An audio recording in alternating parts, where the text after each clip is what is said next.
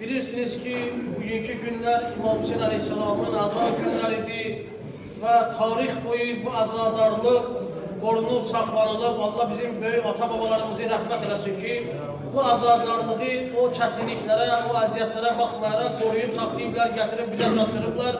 Allah bizə də nəsib eləsin ki, biz bunu gələcək nəsilə çatdıra biləyik inşallah.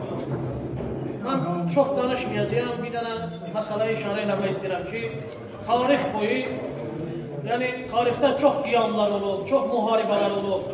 Amma Kərbəla hadisəsinin bugünə qədər və qiyamətə qədər yaşamağının səbəbi nədir? Kərbəla hadisəsi bugünə qədər 1400 il bundan qabaq baş verir, amma ildən ilə daha da artır. İmam Hüseyin Aleyhisselamın aşiqləri daha da artır, bu məktəb dünyada yayılır və qiyamətə qədər də bu yaşayacaq. Bunun səbəbi nədir? Tarixdə çox müharibələr olub, çox qiyamlar olub, onlar yaddan çıxıb, unudulub, aradan gedib. Amma biz hətta öz ata-anamızın da bəzən ölən günlərini yaddan çıxardırıq. Amma imamların azad günləri qorunub saxlanılır. Bunun səbəbi nədir? Əzizlərim, alimlər bir neçə səbəb deyiblər, o səbəbləri sizin xidmətinizə çatdırmaq istəyirəm. Ki, Kərbəla hadisəsinin bugünə qədər və qiyamətə qədər yaşamağının sirri nədir? Birincisi, alimlər deyirlər, ilahi iradədir. Yəni, Allahın istəyidir, Allahın iradəsidir. Allah istəyir ki, yaşasın bu məktəb, bu əza yaşasın. Allah istəyir. Və bir şey ki, Allah istəyər, kulli aləm yığışsa, onun qarşısını alsınlar, mümkün deyil. Çünki onu Allah istəyir. Quran-ı Kərimdə var, əgər Allah bir nəfəri əziz eləyə, Allah bir nəfəri ucaqsa, bütün aləm yığışsa, onu istəsələr zəlil eləsinlər, mümkün deyil. Bir nəfəri Allah zəlil eləsə, istəsələr bütün cəmaat yığışsa, onu hörmətli eləsinlər, mümkün deyil. Çünki Allah onu zəlil edir. İmam Hüseyin Aleyhisselamı Allah əziz eləyib, Allah uca eləyib, Allah onu yaşadır, Allah istəyir ki, bu yaşasın. Böyük qüdrət sahibləri gəliblər İmam Hüseyin Aleyhisselamın əzası ilə, onun zəvvarları ilə, onun tərəfdarları ilə mübarizə aparırlar. Allah Harun Rəşidə, mütəvəkkilə, o timsalda olanlara lənət eləsin. Onlar İmam Hüseyin Aleyhisselamın qəbrin mütəvəkkil neçə dəfə dağıdıb, yerlə yeksan eləyib, oranı şumlatdırıb ki, bu qəbir aradan geçsin, içsin bu. Amma nə oldu?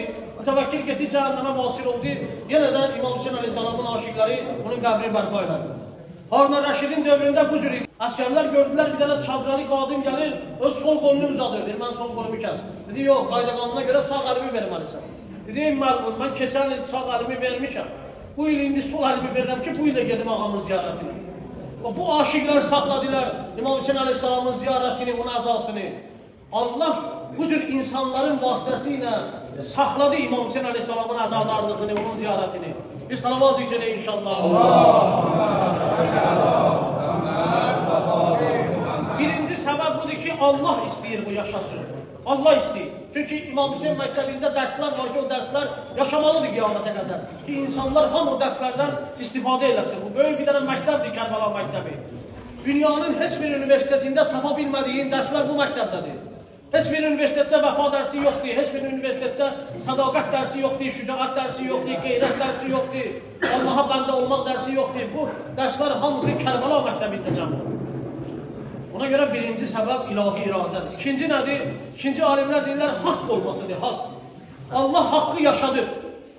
Haqq olduğuna görə İmam Hüseyin Aleyhisselam yaşayır. Batil aradan gedər, batil unudular. Allah haqqı yaşadar. Baxın, hacılar gedirlər həcc ziyarətinə, şeytana daş atırlar, qurban kəsirlər, falan, Səfa, Mərvə. Bunlar kimin işləridir? Bunlar hamısı İbrahim Peyğəmbərin gördüyü işlərdir də. İbrahim Peyğəmbər Allahın o qədər sevimli bəndəsi idi ki, Allah onun gördüyü işləri bütün hacılara vacib elədi və qiyamətə qədər də onu yaşadır. Nəyə görə? Haqdır ona görə, haqq. Sən 70 il, deyirlər 70 yaşından çox yaşı var idi, övlad həsrətində idi. Allah ona İsmail Peyğəmbəri bəxş elədi. Onun ən şirin çağında, ona əmr edir ki, onu qurban kəs, deyir, ləbbeyk. İsmailə deyəndə ki, Allah mənə əmr edir, səni qurban kəsin, o da deyir, Allah sənə nə əmr edir, onu icra edir, ləbbeyk. Bunlar hər ikisi Allaha təslimiyyət nümunəsi göstərdilər. Buna görə Allah Teala onu yaşadır. Bütün hacılara vacib edib ki, gedin bu İbrahim Peyğəmbərin gördüyü işləri siz də görün. Üçüncü səbəb nədir? Üçüncü səbəb alimlər deyirlər, ixlasdır, ixlas. İxlas yəni Allaha xatir. Bu İmam Hüseyin Aleyhisselamın və onun tərəfdarlarının məqsədi sırf Allah'a xatir onun dinin qorumalıydı. Onun dinin yaşatmalıydı. Və buna da nail oldular. Bugün əgər bu Quran-ı Kerim bizim əlimizdədirsə, bugün əgər bütün müsəlmanlar Quran oxuya bilirsə, yəni namaz qılırsa, oruç tutursa, bütün müsəlmanlar buna görə İmam Hüseyin əleyhissalama borcludular. Çünki İmam Hüseyin əleyhissalamın qanı ilə bu din yaşayıb, Quran yaşayıb. Əgər İmam Hüseyin əleyhissalam da sussaydı, sakit qalsaydı, o Yezidin zülmünə İslamın fatihəsi çoxdan verilmişdi. Sanki İslam dini qurmaqda olan bir dənə ağac idi. İmam Hüseyin əleyhissalam öz qanı ilə, öz balalarının qanı ilə o ağacı suvardı, onu yaşatdı. Niyyətləri sırf Allah'a xatir onun dinin qorumalıydı. Allah deyir, mənə xatir iş görənləri mən yaşadıram, qiyamətə qədər. Əgər niyyətin sırf Allah'a xatir olsa, ixlasla olsa, gizlində də belə iş görsən, Allah Teala lazım bilsə onu aşkar edəcək bütün aləmə. Gizlində də bir dənə fəqirə 1 manat vermirsən, əgər Allah'a xatir vermirsən, ixlasla vermirsən, demə heç kəsə. Allah onu gördü, Allah bildi, Allah lazım bilsə aşkar edəcək bütün aləmə. Həlata surəsi var Quranda. İnsan surəsində deyirlər, Dəhr surəsində deyirlər. Əhvalatını da bilirsiniz. İmam Həsənlə İmam Hüseyin xəstələnmişdi. Aleyhisselamla xanım Fatimə-i Zəhra 3 gün oruç tutdular. Birinci gün iftar vaxtı yetim gəldi, ikinci gün miskin gəldi, üçüncü gün əsir gəldi. Yemək istədilər, onlar öz yeməklərini onlara verdilər, özləri su və xurma ilə iftar edilər. Bu hadisəni bizə Quran-ı Kerim danışmasaydı, indi biz hardan bilərdik belə bir hadisə olur? Onlar heç kəsə demədilər ki, biz yetimə, miskinə, əsirə yemək vermişik. Onlar heç kəsə demədilər. Allah Quran-ı Kerimə daxil elədi, surə nazil elədi, ayə nazil elədi və qiyamətə qədər bütün müsəlmanlara bildirdi ki, belə bir hadisə olub. Onlar ac qaldılar, 3 gün öz yeməklərini yetimə, miskinə, əsirə verdilər. Niyə? İnnəmā nut'imukum livəcillah. Biz yalnız və yalnız Allaha xatir bu yeməkləri verdik. İxlasla verdik. Deməli, ixlaslı əməli Allah Teala yaşadı qiyamətə qədər. İmam Hüseyin əleyhissalamın və onun tərəfdarlarının da məqsədi sırf Allaha xatir onun dini qorumalıydı. Alman alimi var bir dənə, Çar. Heç müsəlman da deyil, Alman alimidir. Qeyri-müsəlman alimlərinin Kərbəla barəsində sözləri var da. Bu Alman alimi olan Çar deyir ki, mən baxıram Kərbəlaya, görürəm ki, İmam Hüseyin əleyhissalam və onun tərəfdarları sırf Allaha xatir gəlmişdilər Kərbəlaya. Yaxşı, sən hardan bu qənaata gəldin? Deyir, mən baxıb görürəm ki, vəzifə üçün gələn adam əvvəl öz yaxınlarını gətirməz. Əvvəl özü gələr, selamun aleyküm. Əvvəl özü gələr, vəzifəyə çatar, sonra öz ailəsini, yaxınlarını gətirər öz yanına. Amma deyir, mən baxıram Kərbəlaya, görürəm ki, İmam Hüseyin əleyhissalam öz ən əzizlərini, ən yaxınlarını, 6 aylıq balasını da özü ilə gətirir.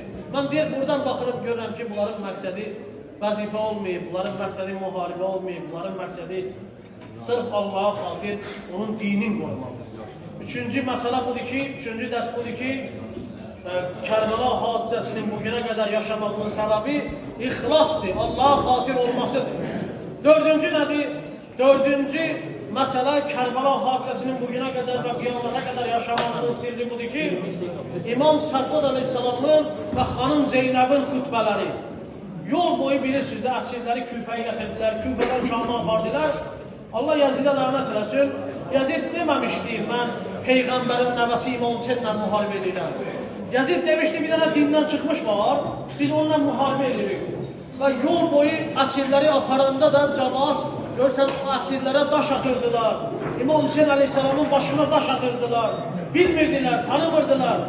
İmam Səccad əleyhissalamla xanım Zeynəb salamullahi əleyha öz xütbələri ilə tanıtdırdılar o cəmiyyətə ki, biz kimik, biz kimlərdənik. Tanıyandan sonra peşman olurdular, üzr istəyirdilər ki, bunlar Peyğəmbər babasıdır.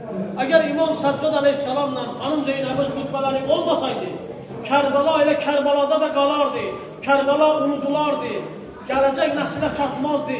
Onlar bütün insanlara bildirdilər ki, biz Peyğəmbər nəvəsiyik, bunlar bizim başımıza bu müsibətləri gətirirlər. Beşinci də bu Kərbəla məktəbində olan dərslərdir ki, bu dərslər İmam Hüseyin əleyhissalamın məktəbini bugünə qədər və qiyamətə qədər yaşadı. Və heç kəs də bunun qabağını ala bilməz. Çünki Allah Teala bunu yaşadı. Allah-u Azze ve İzzət-i Cəlalına, Allah Teala bu Məhərrəm ayını bizim ömrümüzün axırıncı Məhərrəm ayı qərar verməsin. Allah gələn ildə bu azadarlığı bizlərə qismət eləsin. Burada bu 10 gündə hər kəs hər növ xidmətkarlıq edir. Öz malı ilə, canı ilə, xütbəsi ilə, səsi ilə burada xidmət ediblər. Allah onların canlarını salamat eləsin. Allah onların xidmətlərini öz dərgahında ali dərəcədə qəbul eləsin inşallah. Bu mərasim zalını bu cür ərsəyə gətirməkdə kimlərin zəhməti var, Allah Teala onların ruhusinə bərəkət versin. Qərib qürbətdə olan balalarımız var, Allah Teala onları bütün nahaq şərlərdən, balalardan hifz eləsin. Hər kəs öz dərdini, problemini götürüb gəlir bu İmam Hüseyin məclisinə. Allah-u Azze veririk İmam Hüseyin Aleyhisselamın ehtiramına. Hər kəsin nə dərdi, nə müşkülü, nə problemi var, Allah Teala cəddimiz xatirdən müşkülləri, o problemləri həll eləsin inşallah. Bu dualarımızın qəbuluna xatir Muhammed Ali Muhammed'e salavat.